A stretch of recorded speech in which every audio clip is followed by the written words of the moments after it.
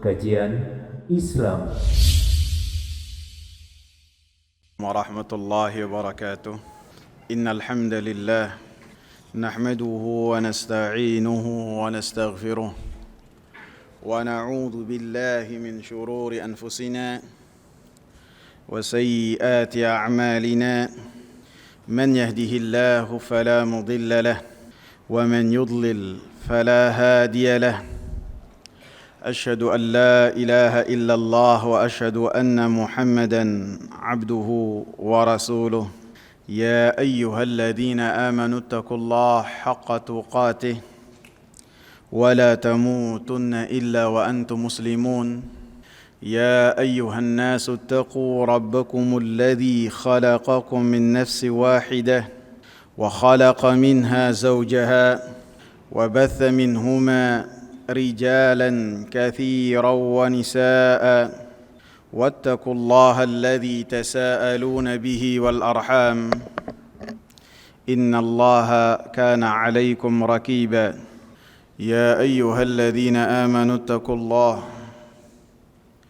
وقولوا قولا سديدا يصلح لكم أعمالكم ويغفر لكم ذنوبكم ومن يطع الله ورسوله فقد فاز فوزا عظيما. أما بعد فإن خير الحديث كتاب الله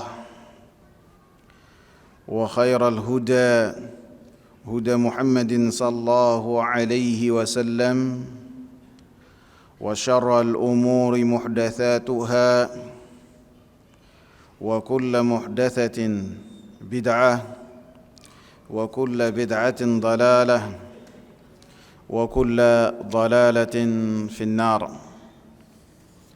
Hadirin jamaah salat maghrib yang saya muliakan, kita lanjutkan pembahasan kita mengenai tafsir surat Al-Fatihah. Kita sebelumnya membahas tentang nama-nama surat Al-Fatihah sekaligus dengan keutamaan dari surat Al-Fatihah.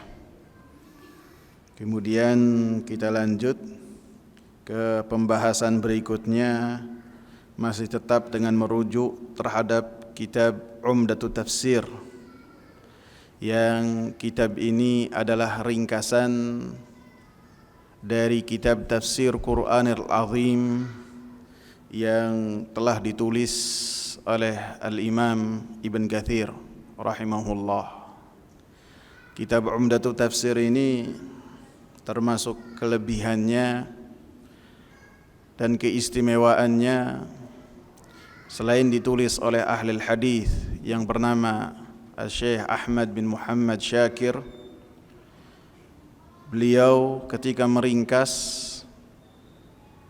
menghilangkan pembahasan-pembahasan yang pembahasannya itu yang berkaitan dengan khilaf, dengan perbedaan pendapat para ulama, kecuali apabila perbedaan pendapatnya sangat kuat, maka mau tidak mau beliau harus membahasnya dan membawakan di dalam kitab ringkasan beliau.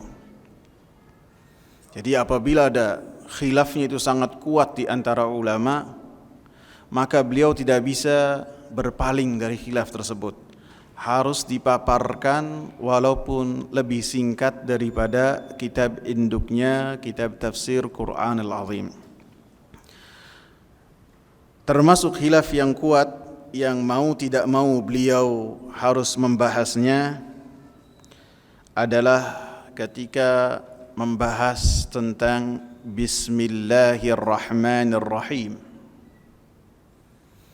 Apakah Bismillahirrahmanirrahim termasuk dari surat Al-Fatihah ataukah tidak? Dan ini adalah pembahasan yang sangat sering kita dengar. Dan ini pembahasan yang sangat kuat, perbedaan pendapatnya. Apakah termasuk ataukah tidak? Walaupun sebelumnya para ulama bersepakat bahwasanya Bismillahirrahmanirrahim adalah termasuk dari ayat Al-Quran yang tercantum dalam surat An-Naml ayat 30. Innahu min Sulaiman wa innahu bismillahirrahmanirrahim. Ada ucapan demikian, sehingga para ulama mengatakan kesepakatan yang pertama bahwasanya ucapan atau ayat Bismillahirrahmanirrahim termasuk dari ayat Al-Quran. Kemudian setelah itu perbedaannya lagi, apakah Bismillahirrahmanirrahim termasuk dari semua surat dalam surat-surat Al-Quran yang semuanya diawali dengan Bismillahirrahmanirrahim sebanyak 113 surat, dikecualikan surat apa? Surat At-Taubah tidak menggunakan basmalah, tidak menggunakan Bismillahirrahmanirrahim. Ataukah ayat ini ataukah Bismillahirrahmanirrahim bukan termasuk dari ayat Al-Quran, termasuk juga dari pembukaan surat. Maka beliau dan saya akan ringkas terhadap pendapat yang saya rojihkan saja, yang saya kuatkan saja. Beliau membawakan sebagian ulama menyatakan bahwasanya Bismillahirrahmanirrahim adalah termasuk ayat dalam setiap surat, tentu dikecualikan surat At-Taubah. Jadi bukan hanya surat Al-Fatihah, akan tapi semua surat. Dan ini disebutkan sebagai satu pendapat, dan pendapat ini adalah pendapat yang telah keluar dari pendapatnya para sahabat atau dimiliki oleh sebagian besar oleh para sahabat, seperti pendapatnya Abdullah bin Abbas, Abdullah bin Umar, Abdullah bin Zubair, pendapatnya Abu Hurairah, pendapatnya Ali radhiyallahu anhum. Adapun dari kalangan tabi'in, maka seperti Al-Imam Atha, Al-Imam Tawus, Al-Imam Sa'id bin Jubair, Makhul, Zuhri, dan ini juga adalah pendapat dari Al-Imam Abdullah bin Mubarak, ahli hadis di negeri Syam, dan ini juga adalah pendapat dari Al-Imam Syafi'i, dan satu riwayat dari pendapatnya Al-Imam Ahmad bin Hanbal, dan pendapat dari Ishaq ibn Rahawi dan Abu Ubaidillah Al-Qasim bin Sallam rahimahumullah. Jadi ini adalah pendapat dari pembesar para sahabat dan pembesar tabi'in.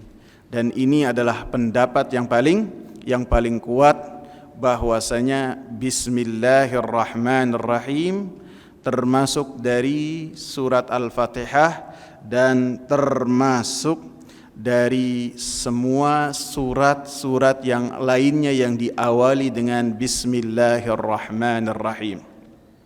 Dalil yang paling kuat yang menunjukkan bahwasanya Bismillahirrahmanirrahim termasuk dari surat yang diawali dengan Bismillahirrahmanirrahim adalah bahwasanya para sahabat ridwanullahi alaihim mereka bersepakat ataupun ijma ketika menulis mushaf induk yang telah ditulis atau diperintahkan oleh Utsman bin Affan, para sahabat ridwanullahi alaihim mereka bersepakat untuk tidak mencantumkan dalam mushaf tersebut kecuali ayat-ayat Al-Quran, sehingga nama-nama surat tidak ada. bilangan-bilangan ayat, ayat pertama, ayat kedua, ayat ketiga, tidak ada. Semua yang dikumpulkan dalam mushaf induk, cetakan induk yang telah disepakati para ulama, para sahabat, semuanya adalah ayat-ayat Al-Quran. Hatta lafaz amin juga tidak ada. Dan termasuk yang terdapat di dalam mushaf induk itu adalah Bismillahirrahmanirrahim dalam setiap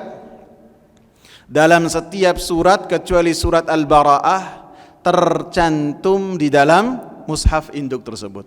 Menunjukkan para sahabat dengan kehati-hatian yang luar biasa, mereka bersepakat bahwasanya Bismillahirrahmanirrahim termasuk dari Al-Fatihah dan surat-surat yang lainnya. Kemudian khilaf yang kedua yang berkaitan dengan membaca Al-Fatihah dalam salat jahriyah. Apakah imam ataupun yang salat itu menjaharkan Bismillahirrahmanirrahim ataukah tidak.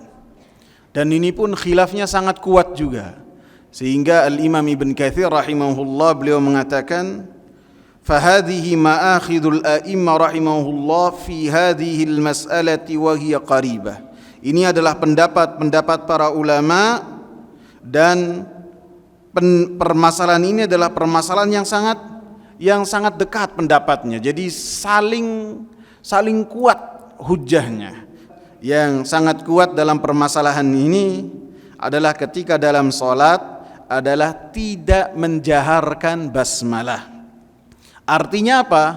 Artinya Bismillahirrahmanirrahim dibaca sir, tidak ditinggalkan. Dan ini berkaitan dengan semua surat yang apabila membacanya dari awal, maka ketika membaca karena Bismillahirrahmanirrahim termasuk dari surat tersebut, maka dibacanya sir, tidak ditinggalkan. Artinya ketika sholat, misalnya sholat sendirian, sholat tahiyatul masjid misalnya, ketika setelah takbir iftitah, kemudian kita ta'awudz, kemudian membacakan Bismillahirrahmanirrahim, tidak ditinggal langsung masuk ke dalam Alhamdulillahirabbil alamin. Kemudian setelah itu misalnya mau membaca surat Al-Kautsar, setelah waladhdallin amin, mau membaca surat Al-Kautsar, maka sebelum masuk ke surat Al-Kautsar dibaca dulu Bismillahirrahmanirrahimnya. Setelah itu masuk ke dalam surat. Maka pendapat yang lebih kuat dari pendapat yang lainnya bahwasanya tidak dijaharkan membaca basmalah dalam salat. Dan ini adalah telah tercantum dari riwayat-riwayat yang terdapat dari khulafa al-arba'ah, dari Abu Bakar, dari Umar, dari Utsman, dari Ali radhiyallahu anhum, dan dari sebagian para salafus saleh. Dalilnya apa? Dalilnya Anas bin Malik radhiyallahu anhu, sahabat yang utama, beliau mengatakan, "Shallaitu khalfan Nabi sallallahu alaihi wasallam wa Abi Bakrin wa Umar wa Uthman fakanu yastaftihuna bilhamdulillahi rabbil alamin." Kata Anas bin Malik, saya salat bersama dengan Nabi. Salatnya Anas bin Malik itu di belakang Nabi selama 10 tahun. Dan kemudian beliau pun salat bersama dengan Abu Bakar, dengan Umar, dengan Utsman radhiyallahu anhum. Maka keempat-empatnya ketika mengawali salat jahriyah dengan alhamdulillahi rabbil alamin. Dalam riwayat Muslim disebutkan la yadhkuruna bismillahirrahmanirrahim, tidak menyebut dan mengawali dengan bismillahirrahmanirrahim. Akan tapi yang saya sebutkan tentang pembahasan ini khilafnya sangat kuat sekali. Bahkan apabila saya sebutkan dalil dari pendapat yang lainnya, maka akan makan waktu yang sangat lama. Jadi yang saya sebutkan hanya pendapat yang rajih saja. Tentu yang rajih untuk diri saya ketika menyampaikan terhadap pembahasan hal ini. Kemudian pasal selanjutnya yang berkaitan dengan keutamaan Bismillahirrahmanirrahim ataupun keutamaan Bismillah. Karena apabila disebutkan basmalah lebih identik dengan Bismillah saja.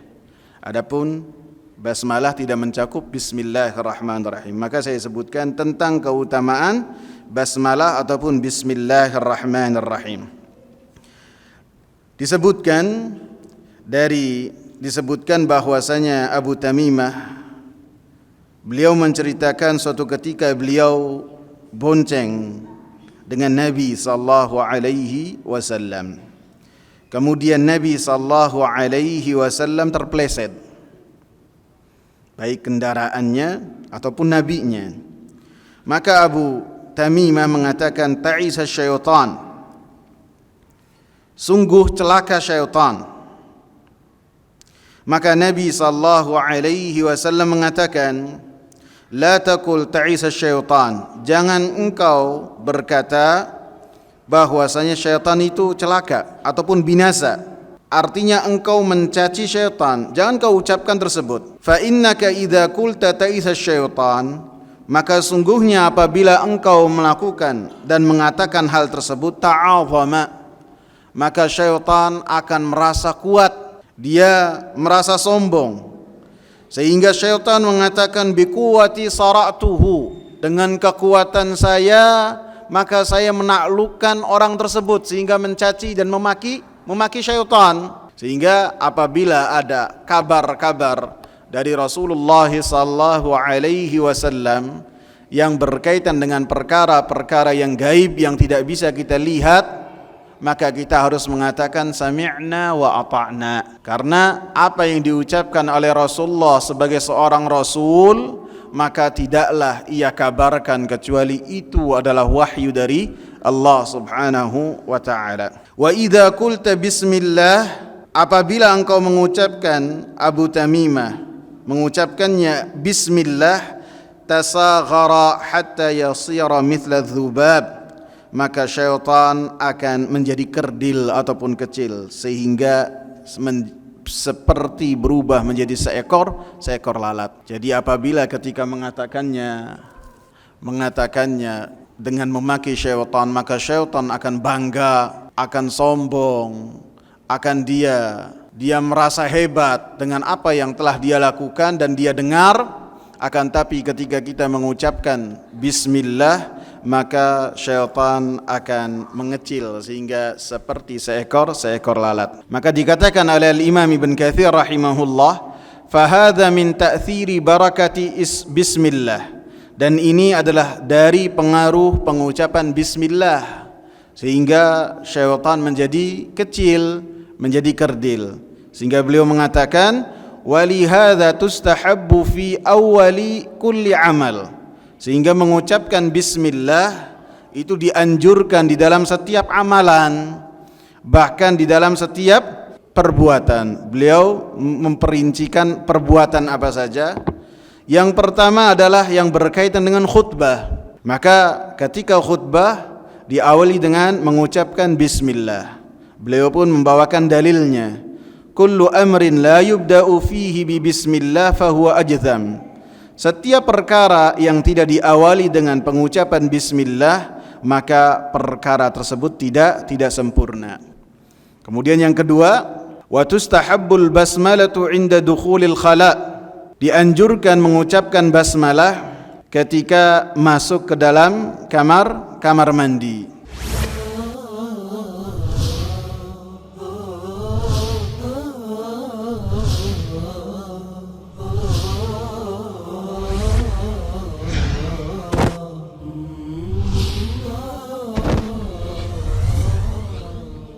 Kajian Islam.